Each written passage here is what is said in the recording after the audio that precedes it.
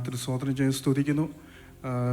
കഴിഞ്ഞ 2 മാസക്കാലമായി കുഞ്ഞിൻ്റെ റൈറ്റ് ഹീലിന് വളരെ വേദനയാൽ ഭാരപ്പെട്ടു. ഞങ്ങളോർത്ത് വളർച്ചയുടെ ഭാഗമായിട്ടുള്ള വേദനയായിരിക്കുമെന്ന്. പക്ഷേ അതങ്ങോട്ട് മാറാതെ വളരെ ബുദ്ധിമുട്ടു.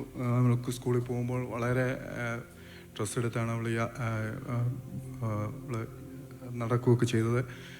കഴിഞ്ഞ ബാൻബറിയിൽ നടന്ന യൂത്ത് മീറ്റിങ്ങിൻ്റെ ആ ദിവസമൊക്കെ വളരെ വേദനയാൽ ഭാരപ്പെട്ട് ഞങ്ങൾ ഹോസ്പിറ്റലിൽ കൊണ്ടുപോയി. ഡോക്ടറെ എക്സ്റേ എടുക്കാൻ പറഞ്ഞു.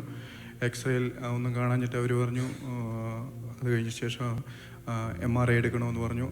അതിനുശേഷം ദൈവസഭയിൽ പ്രാർത്ഥിച്ചു. എന്നാലിപ്പം അവൾക്ക് പരിപൂർണ്ണ സൗഖ്യം ദൈവം കൊടുക്കാൻ ദൈവം സഹായിച്ചു.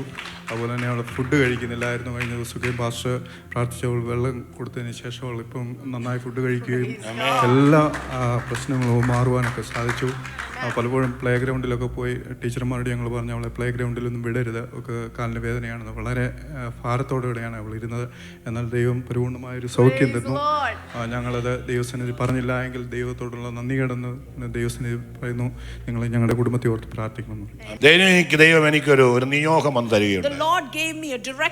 ഞാൻ മുട്ടിലിരുന്ന് ആ കുഞ്ഞിന് വേണ്ടി പ്രാർത്ഥിച്ചു.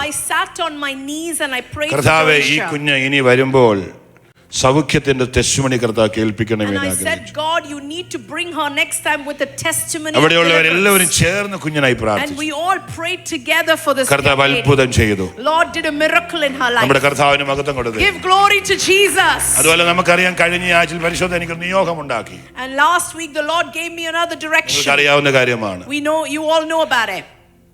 പ്രാർത്ഥിച്ച് വെള്ളം കൊടുക്കണം.